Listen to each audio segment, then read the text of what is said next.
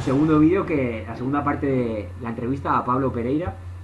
Tengo que decirte, Pablo, que eres el único que he hecho una segunda parte, y espero francamente que haya más gente que también nos motiva a hacer unas segundas partes, ¿no? Estamos hablando de algunas cosas interesantes. Acabamos de explicar tu visión sobre el arrebatamiento en la primera parte de la entrevista, y, y quería también que nos comentases un poco en qué consiste tus iglesias y cuáles son las sugerencias que nos hacías para el programa, que parece que estás muy bien preparado para argumentar el tema de la predestinación y lo de la iglesia en la tierra, en el cielo. Cuéntanos un poco, empieza por donde quieras. Así que bueno, para ir por orden, primero te comento un poco cuál es el movimiento doctrinal que tenemos nosotros, doctrinal y práctico. Nosotros Háblanos si quieres de vosotros. ¿Quiénes sois vosotros? comenzamos acá. ¿Hola? Sí, ¿a quién te refieres con vosotros? O sea, háblanos de vuestra congregación. Claro, bueno, somos un grupo que empezó, como te decía, cuando nos separamos del ministerio del que te comentaba anteriormente. Uh-huh. Quedamos dos o tres que estábamos estudiando la Biblia, que nos juntábamos entre nosotros, empezamos a contactar a otra gente, así hablándole de lo que creíamos, eh, juntarnos en casas de familia para estudiar la Biblia, para orar juntos, para confraternizar, simplemente para estar entre hermanos juntos. Y bueno, con el tiempo fuimos encontrando también otras personas que se manejaban del mismo modo, algunas que se habían ido del mismo ministerio que nosotros, otras que se habían separado de una iglesia evangélica o de algún otro lugar, y que estaban disconformes, pero también, digamos, se juntaban en su casa como podían, con lo que tenían, y, o sea que, y empezamos a... Sí. Sí. Sí, no, o sea que veo que os juntáis una serie de personas que estáis aburridos de la iglesia, pero no estáis aburridos del mensaje original de la iglesia. O sea, no pasa como a lo mejor puede pasarle a tu padre, ¿no? Sino que acabáis atraídos por el mensaje, pero rechazando un poco lo que es el espíritu que hay en la iglesia en sí, ¿no? Claro, Es lo que os une, sí, lo que os une. Lo que te comentaba también de un poco ver doctrinas que no consideramos correctas, otro poco ver prácticas que también nos parecen fuera del estándar cristiano. Entonces empezamos cada uno, digamos, como podíamos, con lo que teníamos, con mucha oración también, y así empezamos a contactar a otros cristianos que estaban en situación similar. Y lo que empezó, digamos, con simples reuniones entre personas, acá en Argentina ya conocemos cristianos, digamos, que estamos conectados de casi todas las provincias del país. O sea, mirá que Argentina es un país bastante grande y conocemos gente desde el sur, allá en Ushuaia, hasta el norte, que es Jujuy, Salta, La Rioja, o sea, gente con el mismo corazón por todos lados. Nosotros lo llamamos red de iglesias autónomas o red de iglesias independientes, porque en realidad consideramos que cada iglesia, nosotros tenemos el concepto de iglesia como una reunión local, y después la iglesia de Cristo como lo que engloba, digamos, todo el cuerpo de Cristo. Entonces, creemos que las iglesias locales tienen que velar por las necesidades particulares del grupo que se junta ahí, y entonces cada reunión local utiliza su propia metodología, se reúnen como les parece, digamos, más conveniente, y tratan los temas que son la necesidad de su propia reunión, y no hay, digamos, una cabeza controladora de todas las reuniones, sino que cada reunión se autogobierna, digamos, y después esas reuniones nos interconectamos para poder edificarnos mutuamente, para generar lazos entre los cristianos, para orar o hacer actividades juntos, y varios de los que digamos están en alguna función de servicio para edificación, los que enseñan o los que supervisan y están a cargo, nos juntamos en reuniones especiales como para charlar temas doctrinales y temas prácticos y temas organizativos. Parte de estas reuniones, nosotros durante 2 años estuvimos charlando lo que considerábamos la base doctrinal y formamos un documento que lo llamamos las convicciones doctrinales fundamentales, donde ponemos aquello doctrinal que consideramos que es básico y en lo que, digamos, todos estamos de acuerdo.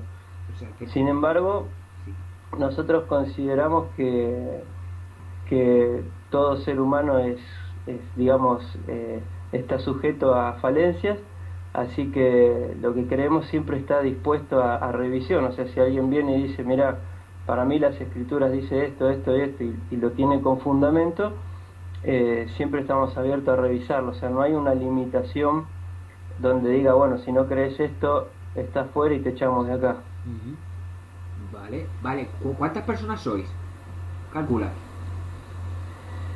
Más o Y menos. la verdad que no te podría decir con exactitud porque está creciendo mucho. Por ejemplo, acá en Buenos Aires habrán mínimo 100, 150 personas, y después en otras provincias, ahí en La Pampa hay 30, 40 personas, en San Juan hay como 150 personas, en el sur habrán 20 o 30, o sea, hay diseminado por todos lados. No tengo un número Sí. exacto para decirte, pero está creciendo bastante esto, pero también, o sea, como no tenemos el control sobre todas las iglesias y todo lo que sucede, eh, a veces no sabemos tampoco cuánta gente hay en cada lugar. Y dices que tenéis un documento o sea, como que estáis de acuerdo entre todos en vuestra doctrina, ¿no? Claro, eso está, por ejemplo, abrimos un blog que se llama conviccionesdoctrinales.blogspot.com, donde está expuesto solamente esas convicciones doctrinales a las cuales hemos consensuado, o sea, después de 2 años más o menos de debatir los temas. O sea, ese fue armado por 2 o 3 de nosotros y después circuló por distintos cristianos, o sea, con conocimiento, los cuales empezaron a decir, bueno, yo estoy de acuerdo con esto, no estoy de acuerdo con lo otro, esto lo tendríamos que charlar. Y bueno, a lo largo de 2 años de debate armamos esas convicciones y la hicimos disponible en internet para que el que quiera, digamos, sumarse a eso, se pueda leerlo, y si se quiere sumar porque está de acuerdo, pueda, digamos, firmar el acuerdo. De todos modos, o sea, no implica un compromiso con ninguno de nosotros, es simplemente decir estoy de acuerdo con esto. Sí, una validación más, ¿no? Ajá. Así que actualmente tendríais todos la misma convicción o aún continuáis con temas abiertos.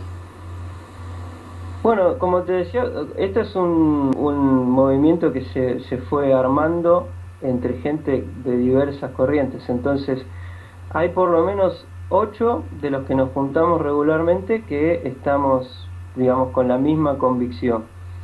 Después hay varios que se han sumado, o sea, que han firmado el consenso con eso, con los cuales por ahí no tenemos un contacto tan fluido porque están en situación en localidades geográficas bastante distantes como para estar en mucho contacto, digamos, personal, pero que, digamos, al menos han firmado estar de acuerdo con esas convicciones.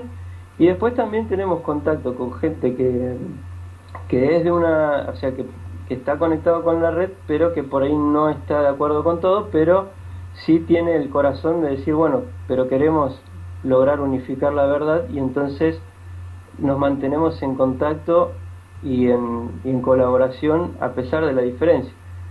De todos modos, lo que está en las convicciones doctrinales es lo que consideramos la fe básica, digamos, el fundamento. En muchos otros detalles, aún los 8 que nos juntamos regularmente estamos en desacuerdo, o sea, o tenemos distintas opiniones, pero consideramos que esa es la base, por lo menos, para poder trabajar juntos de una manera coherente. O sea, que tenéis una base, sin embargo, incluso vosotros 8 hay cosas que no estáis del todo de acuerdo, ¿no? Claro, pues nosotros consideramos que, como dijo el apóstol Pablo, en parte conocemos, en parte profetizamos, o sea, nadie puede conocer toda la verdad absoluta. Entonces, y las experiencias, conocimiento, tu trasfondo, digamos, de crianza, y eso hacen que algunos, digamos, tengan una visión diferente en algunos puntos de la otra. Pero sí creemos que necesitamos al menos un fundamento sólido y unificado para poderlos todos construir sobre el mismo fundamento. O sea, porque si no, uno pone ladrillo en una obra y otro pone ladrillo en otra obra, no sirve. Para que todos, digamos, podamos construir en la misma obra, el fundamento tiene que ser el mismo. Después las diferencias que puedan surgir tienen que ver a veces con detalles doctrinales, o sea, no se me ocurre ahora alguno, pero sí, como lo de comer cerdo, son, digamos, cosas que no hacen a la base, digamos, del cristianismo. Por ejemplo, para que lo entienda algún oyente que no es practicante o cualquier cosa, por ejemplo, de vosotros 8, ¿alguno de vosotros se niega a comer cerdo, por ejemplo, o sangre, morcillas? No, en ese sentido no hay por ahí diferencias. O sea, sí, por ahí hay diferencias, no sé, a veces cómo utilizar el dinero que va a las ofrendas, cosas que, o sea, todos creemos que, por ejemplo, el diezmo es una ley obsoleta y no obligamos a diezmar a nadie. Ahora, cuando llega dinero, para que no haya problemas sobre cómo utilizar ese dinero, nosotros lo que tratamos de hacer es preguntar a la persona que va a dar el dinero, bueno, ¿para qué querés que se utilice? O sea, para el movimiento general, para una persona en particular, para una necesidad en especial.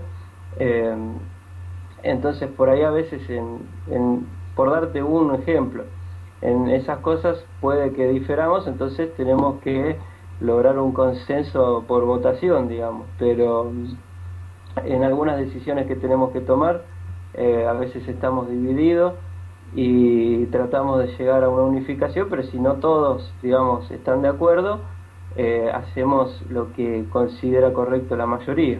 Muy bien, muy bien. Bueno, tenéis este diálogo abierto, ¿no? Veo que entre vosotros y nosotros tenemos en común que estamos con ganas de unirnos, de encontrar una sola verdad. Sin embargo, nosotros no nos hemos unido porque, o sea, lo que nos une no es que estemos de acuerdo en algo, sino que queremos estar de acuerdo en todo, ¿no? Es un poco lo que nos une, ¿no? O sea, lo que tendríamos en común. Nosotros nos hemos centrado en que el que quiera realmente encontrar una verdad, tanto si esté de acuerdo con nuestros dos puntos, si no, que ese no es el motivo, sino que el motivo es exponer públicamente en un programa que hoy en día los cristianos no se ponen de acuerdo en muchos puntos. Es un poco una forma de acercar al oyente ateo o agnóstico quiero decir, con gente que cree en algo pero no saben qué creen, ¿no? Acercar un poco el modelo de iglesia verdadera que hay hoy en día, y es el modelo de iglesia en que realmente no nos basamos en una disciplina exacta 100%, no es como una coreografía. Una coreografía, claro, bueno, sí, son gente que baila exactamente igual. Sin embargo, nosotros no estamos haciendo eso, aunque deberíamos, ¿no? Porque Pablo decía, ¿no?, que estemos unidos en un mismo espíritu, pero eso exactamente no es así. Por lo cual creo que invita al oyente a comprender que para nada hay un entendimiento de la iglesia, y eso es un poco lo que queremos exponer. Claro, sí, bueno, Efesios nos dice que lo que Dios quiere es que lleguemos a una unidad de la fe y del conocimiento del Hijo de Dios. Nosotros empezamos también así, o sea, estábamos de acuerdo en que queríamos estar de acuerdo, pero no estábamos de acuerdo en un montón de cosas. Entonces empezamos con cada uno a exponer, digamos, su punto de vista, y obviamente las personas que realmente tienen un interés genuino por Dios, Dios trabaja dentro del creyente que le ama, y el trabajo, o sea, nosotros consideramos que si hemos llegado hoy a un acuerdo en muchas cosas es por el trabajo interno de Dios en nosotros, no porque realmente alguien haya, digamos, tomado la posta y dicho, bueno, esta es la verdad y todos tienen que creerla, sino porque evidentemente Dios está trabajando de un modo uniforme en los que queremos ponernos de acuerdo y queremos encontrar su verdad. Lo importante es que la gente que se va integrando en vuestros grupos van cambiando, no tanto de opinión, ¿no?, como tienen un principio, sino de actitud, ¿no? Claro, sí, sí. Hay un dicho que decía un pastor de John Maxwell, que dice que la actitud más que la aptitud determina la altitud. Yo siempre me acuerdo porque es así, o sea, uno tiene que comenzar por una actitud correcta, porque hay gente que está muy calificada en algunas áreas, pero no teniendo la actitud correcta termina por separarse de los demás en vez de buscar la unidad. ¿Cómo dices que es ese dicho? A ver. Que la actitud más que la aptitud determina la altitud. Muy bien, muy bien. La actitud más que la actitud más que la ¿qué? Que la aptitud, o sea, de apto, sí, determina la altitud. O sea, la altura a la que uno llega no depende tanto de cuán apto es uno, sino de cuál es la actitud que hay de fondo. Eso es importante, eso es un buen mensaje. Vale. Bueno, que querías hacer algunas sugerencias para añadir a los 4 puntos de que hemos creído que son los que dividen a la Iglesia, pero tú has visto que hay otros 2 puntos más que al menos serían incluso importantes de tratar, porque consideras que están separando de una manera también fuertemente las diferentes denominaciones y a los hermanos. Es un tema que vosotros estáis tratando entre vosotros y que supongo que también os traerá un poco negros, ¿no? Como decimos aquí, ¿no? No es un comentario racista, es de que la gente está quemada, ¿no? Sí, te comento, o sea, uno de los puntos era el tema del mensaje del reino de Dios. O sea, yo veo en las escrituras, los profetas hablaban del reino. En la predicación de Jesús se dice que Jesús predicaba el reino. Jesús empezaba una parábola y decía, el reino de Dios es semejante a esto. Del apóstol Pablo se dice que siguió enseñando acerca del reino de Dios. Y el reino de Dios aparece constantemente en las escrituras, o sea, como una constante, como un mensaje que nosotros creemos que unifica a toda la escritura. O sea, es el plan de Dios desde el principio hasta el fin, que era tener un reino con gente que le ame y con la cual relacionarse, y gente que viva para siempre con él. Entonces, vemos que en el cristianismo se ha perdido primero el mensaje del reino, porque es difícil encontrar gente que hable del reino. Uno le pregunta a un cristiano promedio qué es reino de Dios y tiene una respuesta vaga, porque en realidad casi ni se predica. Y dentro de la predicación hay, creo que, un exceso de espiritualización, o sea, como diciendo, no, el reino somos nosotros ahora, el reino está en tu corazón, y se pierde el sentido real y la magnitud de la promesa de Dios, que era tener un reino en la tierra para vivir para siempre juntos en la presencia de Dios. O sea, se pierde ese concepto, y entonces en la mente del cristiano se arma, digamos, esa figura un poco del paganismo, de que unos se van a morir y van a estar torturados para siempre en el infierno, otros se van a ir al cielo y van a estar flotando en las nubes quién sabe dónde, y pienso que muchas de esas derivaciones teológicas es por la falta de entendimiento del mensaje del reino de Dios a través de toda la escritura. Vale, entonces, ¿cuál es qué es exactamente lo que tú denuncias y que genera el problema. ¿Dónde crees que radica el mal mensaje, el mensaje malo?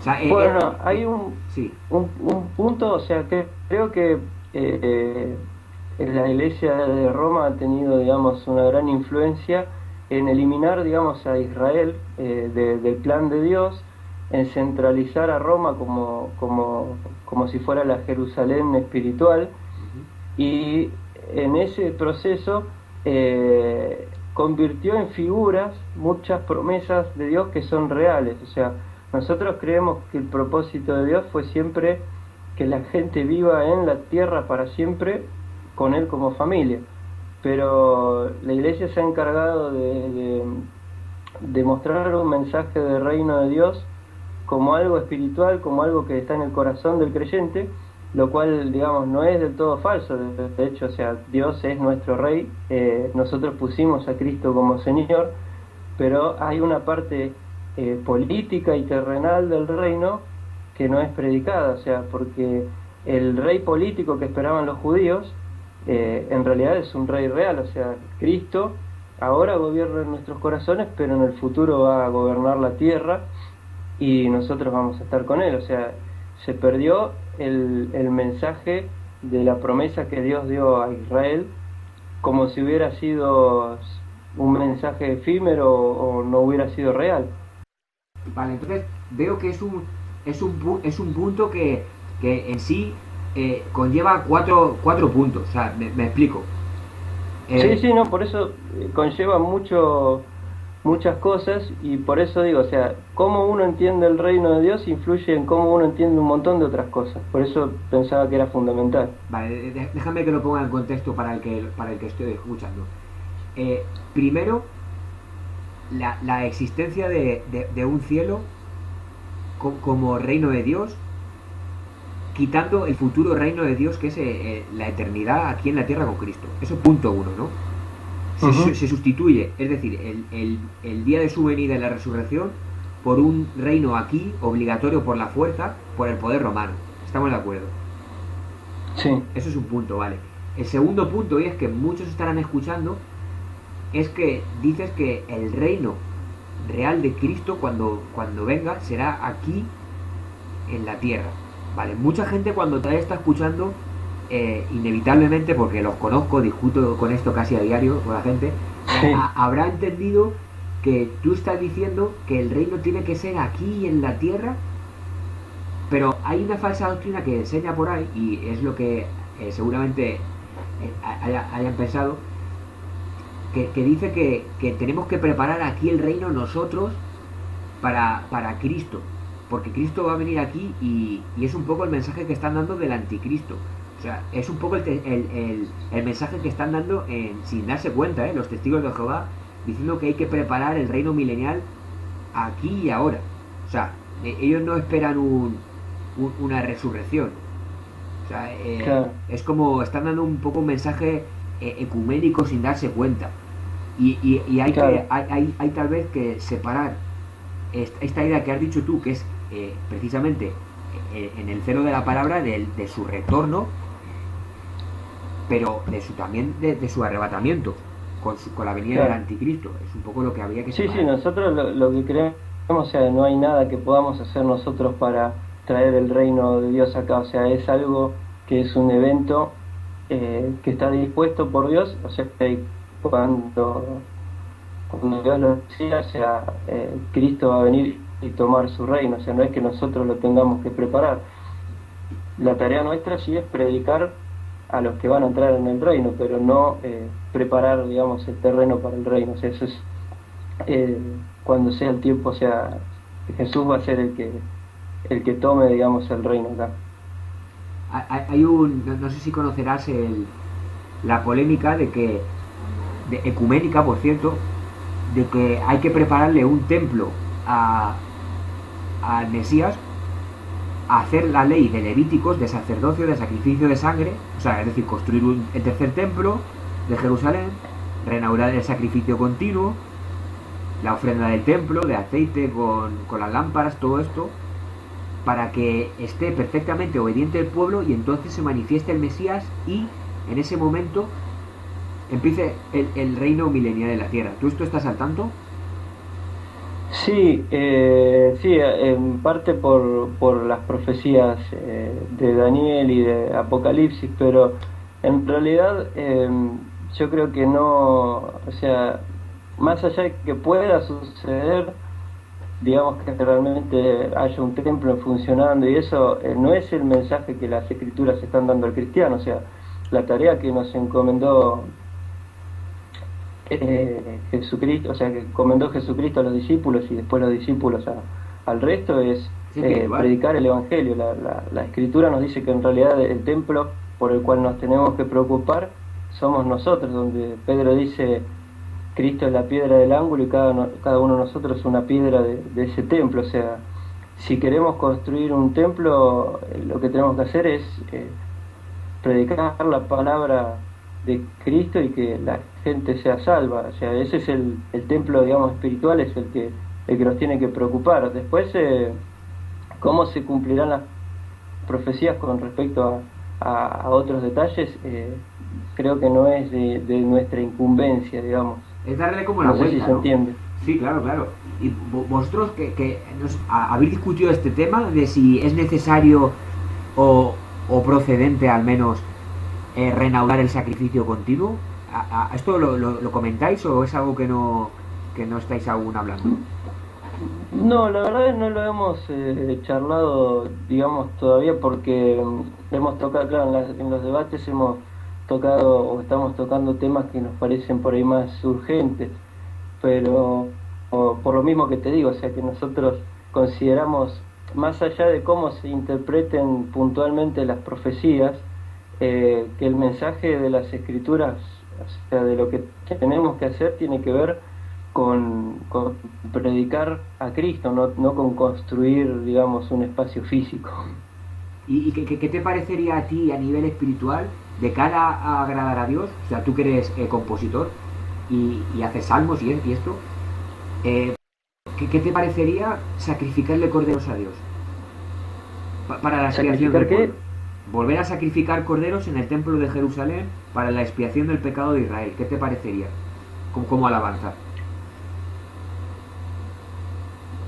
No, tendría que ver el contexto de lo que se está diciendo, pero obviamente no considero que es correcto el sacrificio animal, o sea, fue abolido por el sacrificio de Cristo, o sea, ya lo dice Hebreos que entró una vez y para siempre en el lugar santísimo. Derrumbar este templo y yo lo levantaré en 3 días. ¿Considerarías Bueno, en que ese caso sí estuvo hablando Jesús de sí mismo como cuerpo. Ahí de nuevo tenemos el tema de hacer una exégesis del uso de la palabra templo, o sea, donde hay ocasiones donde templo se usa en referencia al cuerpo de una persona, a veces en referencia al templo de Dios, y en el Nuevo Testamento se habla del templo espiritual como el cuerpo de Cristo, digamos, siendo cada uno piedra. O sea, cada contexto, o sea, hay que estudiar cada palabra en su contexto. considerarías que este sacrificio que se han propuesto hacer los judíos en Israel y judíos mesiánicos también, que es un tema que quería comentarte, ¿considerarías que podría tener alguna relación con la abominación desoladora de la que habló el profeta Daniel, que se refiere a Jesucristo? No, la verdad que ahí no te podría dar nada con certeza, digamos, o sea, no... Ok, no pasa nada. No pasa nada. No, yo no trato de no arrojar, digamos, opiniones sin fundamento, ¿viste? Como no estudié en detalle el tema y tampoco no lo considero como algo esencial al cristianismo, o sea, no te puedo decir exactamente qué puede, digamos, implicar la abominación desoladora, No, implicar no. pero sí puedo decirte que no creo que sea la voluntad de Dios que se esté levantando un templo, o sea, de haber sido así, o sea, el apóstol Pablo le hubiera dicho a todos los creyentes, bueno, no prediquen, vamos a tratar de armar un templo. Pero tú claro, o sea, es eso. es una cuestión de deducción lógica del mensaje de los apóstoles. Claro, pero no sé si conoces las raíces hebreas, este movimiento de judío-mesiánicos, ¿no? Por así decirlo, o mesiánicos, Sí, pentecostales mesiánicos, hay ahora diferentes variedades. Ellos están entusiasmados y de hecho hay gente de corazón que cree en Yeshua como Mesías o en Jesucristo como Mesías y son judíos. No le digas que es Jesucristo porque para ellos ese no es el Mesías, ellos tienen que decirle Yeshua, si no, sí, algunos si sí no, no dicen conocen al Yahshua Mesías. también. Sí, también he tenido debates con el tema del nombre, pero bueno, esa es aparte. Pues a Pero, veces esta gente claro, se... no, bueno, por eso, en realidad yo considero que el mensaje cristiano, tanto para un judío convertido como para un eh, no judío convertido, es el mismo, o sea, no hay diferencia, o sea, de hecho, Pedro les predicó a los judíos el mismo mensaje que Pablo a los gentiles, y Pedro mismo incluso hasta menciona a Pablo, dice, hay cosas que Pablo escribió que son muy difíciles de entender y los indoctos tuercen. Y Pablo en un momento cuando Pedro comenzó a judaizar, se le tuvo que parar enfrente y decirle, mira, esto está mal, o sea, y corregirlo. O sea, básicamente, como decíamos también antes, o sea, la Escritura dice que en Cristo todos somos un cuerpo y no hay judío, no hay gentil, no hay hombre, no hay mujer, no hay esclavo, no hay libre. O sea, espiritualmente somos uno y del mismo modo creo que el propósito de Dios es el mismo, o sea, no tiene sentido separar, eh, digamos, la doctrina del que es judío mesiánico del que no lo es. Me gusta, Pablo, que este aspecto quede aclarado porque es importante. Tenemos por un lado mesiánicos totalmente convencidos de que es necesario obedecer perfectamente a la ley, incluso en el sacrificio de sangre, para que vuelva el Mesías, lo cual es, como tú has dicho, una construcción de un templo que no es del Evangelio, no es la edificación que llamaban los Claro, apóstoles, no es lo que se busca, es una confusión más. Esto lo hemos hablado con mucha gente, pero claro, hay opiniones y hay opiniones. ¿Tendrá algo que ver esto con los dos testigos? Esta lucha de polos, pues lo veremos. Bueno, y ahí sí, hay muchas cosas que lo sabremos cuando sucedan, creo. sí. Bueno, querías también otro tema que comentar sobre el de la predestinación. ¿Por qué consideras que Sí, ese era el... es importante este aspecto? ¿Es vital?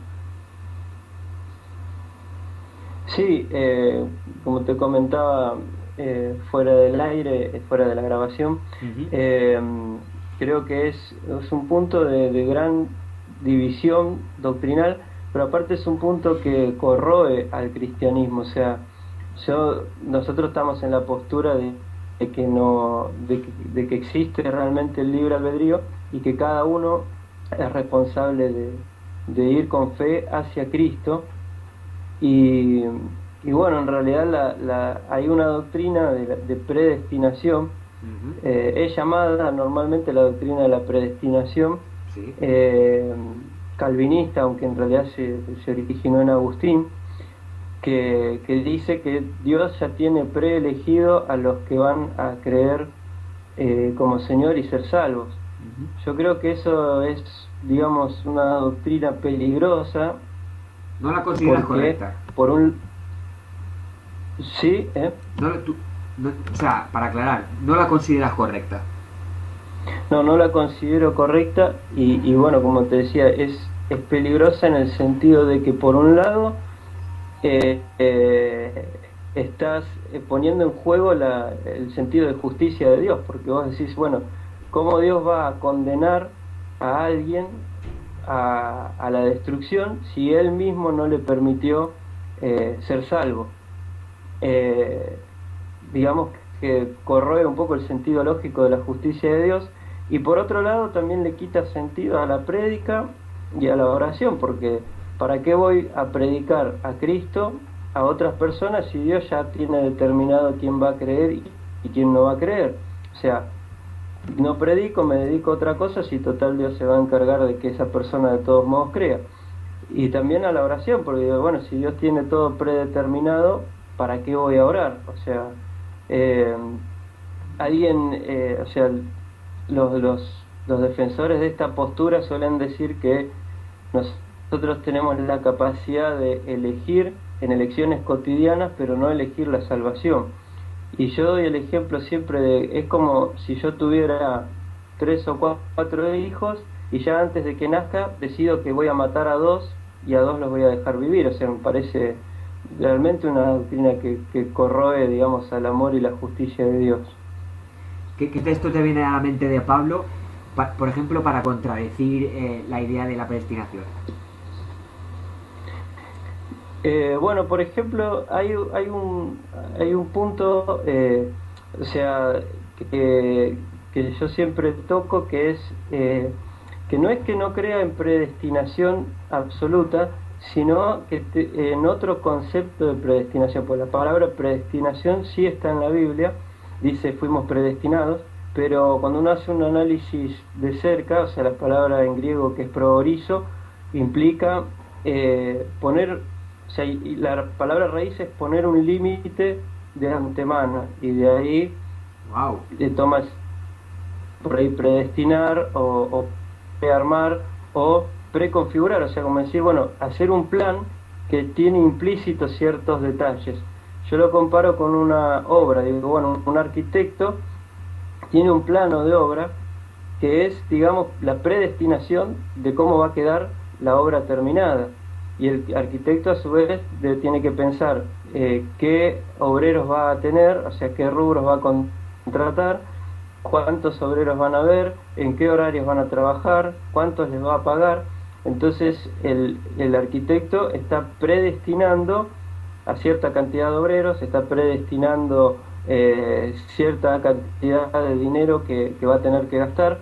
Ahora, eso no significa que el arquitecto sabe exactamente el nombre y apellido de cada persona que va a contratar, ni que no se puedan presentar circunstancias donde él tenga que invertir más tiempo, más dinero, o un empleado se le enferma y la obra se le retrasa, otro empleado se enoja y tiene que reemplazarlo. Entonces, yo veo la predestinación bíblica como detalles, digamos, que estaban ya en la mente de Dios sobre cómo iba a ser, digamos, la salvación cristiana, pero no como el conocimiento puntual del nombre y apellido de cada uno que va a ser salvo. Y el mayor apoyo de mi postura está en donde dice Pablo, por ejemplo, que somos salvos por medio de la fe. O sea, evidentemente el medio para ser salvo es que tengamos fe, y la fe es una decisión individual. ¿Se entiende el concepto? Sí. Y has explorado el Nuevo Testamento, la palabra predestinación general es planificación, y en el Antiguo Testamento has encontrado la palabra predestinación. La verdad no lo he explorado, digamos, en detalle como para decirte, pero en realidad no se menciona mucho la predestinación, o al menos no en la forma en que se quiere, digamos, enseñar. Es más, el Antiguo Testamento precisamente es un fuerte, digamos, testigo contra la predestinación. Por ejemplo, en Deuteronomio, cuando Dios le da las leyes, después le dice, bueno, ahora ustedes elijan entre la vida y la muerte, el bien y el mal. O sea, les dice, yo les dejo todo lo que necesitan para escoger la vida, pero en ustedes está la decisión. Y nuevamente vuelvo al concepto de que si Dios no cambia, no puede haber cambiado su modo, digamos, de accionar, tanto desde el Antiguo Testamento al Nuevo Testamento, que primero les dice que elijan vida y muerte, y después pasa a decir que no, que Él es el que elige quién se va a morir y quién no. Bueno, para no hacerte mal la puñeta, estaba un poco, porque hay muchos oyentes que creen en la predestinación, y bueno, yo tengo que decir mi opinión.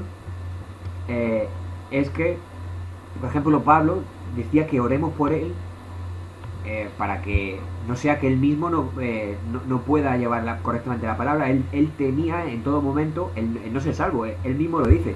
Dice, orar por mí no sea que yo mismo en esta carrera me pierda, ¿sabes? O sea, él no tenía la confianza y la garantía, habiendo sido seleccionado por herramienta por Dios para ser salvo. No tenía esa plena confianza. O sea, fue constantemente guiado por el miedo. Uno, hablamos de miedo al Señor. En la Biblia dice que el principio de sabiduría es el temor del Señor y la inteligencia es obedecer sus mandamientos o apartarse del mal, según si lo lees en Salmos, en Job o en Proverbios. Yo pienso que al aceptar en una... Y tú me dices qué opinas. Al querer en una predestinación, estás, uno, perdiendo el temor de Dios y confiándote en que vas a salvar, y a la misma vez que estás confiándote, estás perdiendo esa motivación por las obras, por llevar el Evangelio. O sea, estás perdiendo el potencial de llevar el mensaje y estás perdiendo el temor de Dios de perfeccionarte en la fe y en autoanalizarte. ¿Estás de acuerdo? Claro. Sí, bueno, con respecto terrible, a la salvación, bueno, ese es otro, ahora que surgió, es otro tema también bastante digno de ser charlado. Nosotros en realidad tenemos la postura de que sí, que la salvación es permanente en el que ha creído, pero sí que la salvación también implica un aspecto presente donde la vida propia puede realmente ser desviada y desaprovechada si uno no camina en santidad. Por eso, si bien, digamos, creemos en una salvación por gracia, también predicamos la santidad y la necesidad de la santidad y de la búsqueda de la santidad. Sí estoy de acuerdo en que la doctrina de la predestinación quita, digamos, todo el sentido a la prédica, al trabajo, a la búsqueda de la santidad. O sea, de hecho ha impulsado a varios cristianos a quemar a otros en la hoguera. O sea, y ha sucedido en la época, por ejemplo, de Calvino en Génova. A muchos les molesta escuchar hablar mal de hombres que respetan como Calvino, pero lo cierto es que él hizo una suerte de inquisición en Génova y en realidad estaba en parte impulsado por las doctrinas de la predestinación y otros escritos de Agustín. Eso es otro tema. El tema de Calvino me gusta porque nos vamos a las raíces, a dónde empieza el asunto, porque donde empieza es el lugar en el que se separa, porque es donde empieza una mentira, empieza un movimiento de gente engañada y por lo tanto saliéndose de la verdad. Entonces eso sería, eso, mira, este tema sí que me gustaría que hiciésemos un programa de... Bueno, como sabes, la estructura del programa son 16 personas, de 1 a 1, son 8 vídeos, ¿no? 16 entre 2, 1, ¿no? No, 16 entre 2, 8, perdona, son 8 vídeos que se van a... O sea, 16 personas, son 8 vídeos porque son 1 contra 1, ¿no? Y serán octavos, cuartos, semifinal y final, y son 15 vídeos en los que tratamos de coger el voto de los oyentes para que los oyentes elijan quién es la persona que mejor está llevando el mensaje, y a la vez se obligan a escuchar cómo compiten estas dos doctrinas, ¿no? Porque los debates van a ser siempre de un polo u otro, ¿no? Entonces, claro, sí que me gustaría que participaras, si quieres, en el programa, en esto, porque creo que lo vamos a añadir a lo que es el tema principal. Tenemos 4, haremos un quinto. Bueno, pues nada, nos quedan unos 3 minutos. Me estabas comentando que había un pastor que le ofrecieron $200,000 por no sacar al mercado un libro que dejaba bien claro esta idea pentecostal de que Jesucristo era Dios. ¿Cómo es eso? Sí, o sea, no te lo puedo asegurar, o sea, porque no lo oí de primera mano, pero así me contaban acerca de la historia acerca de este hombre, Víctor Paul Wilber, que según contaba él en su propia historia, el libro originalmente se iba a llamar Jesús es Dios, y cuando empezó a investigar las escrituras se dio cuenta de que el mensaje iba para el otro lado y terminó por llamarse Jesucristo no es Dios. Y según comentaban, instituciones de origen católico le habían ofrecido primero $200.000 para comprarle los derechos de autor, y después, como no los vendió, le ofrecían la suma para no publicar el libro. Que en su tiempo, digamos, era de la poca literatura que había al respecto. Hoy en día hay unos cuantos libros charlando sobre el tema, tratando esos puntos, pero Es para curioso. su tiempo era un mensaje muy contundente. Es curioso porque en un principio al catolicismo en sí, y fíjate lo que te voy a decir, al catolicismo no le afecta en sus bases que se diga que Jesucristo no es Dios, porque ellos en su concepto de Trinidad no enseñan que el Hijo sea Dios, sino que lo que les afecta es a sus círculos de ecumenismo, de sus iglesias protestantes, que tienen fanatizados a la gente con el ídolo de Jesús. No sé si está de acuerdo. O sea, no.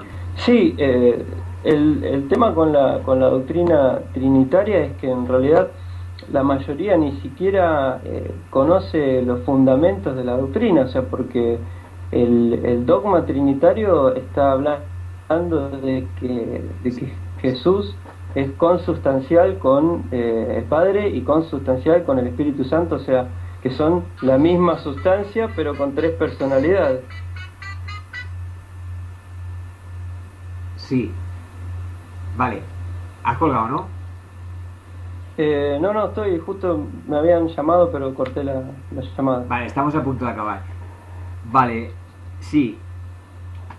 Es un tema muy extenso. Ya he perdido un poco el hilo con lo del teléfono. Pues nada, Pablo, pues te vamos a hacer caso. Vamos a incluir tu sugerencia. Si quieres, así que bueno,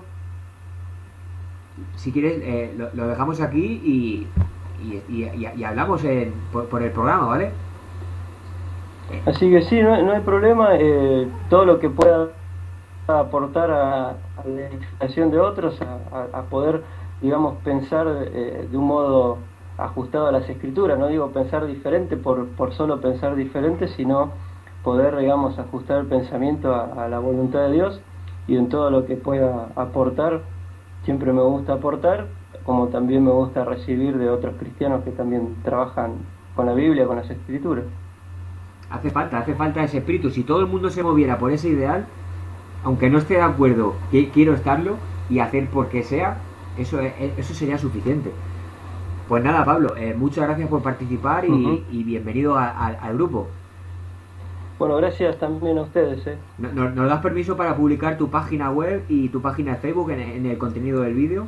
Por si alguien quiere. Sí, no hay problema. Vale. Me apunto el nombre del libro este. ¿Cómo se llama? ¿Víctor quién? Víctor Paul Wilber. El libro creo que no fue editado en castellano, está en inglés. Y es Jesús no es Dios. Sí, en realidad es Jesus Christ is not God. Okay. De todos modos hay argumentos, digamos, en ese libro que nosotros hemos de algún modo pulido, digamos, también.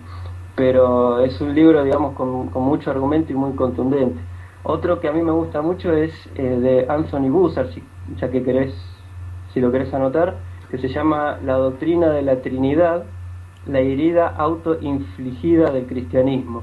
Ese sí está en castellano y disponible para descargar gratuitamente en las páginas oficial de Bussard. ¿Anthony qué?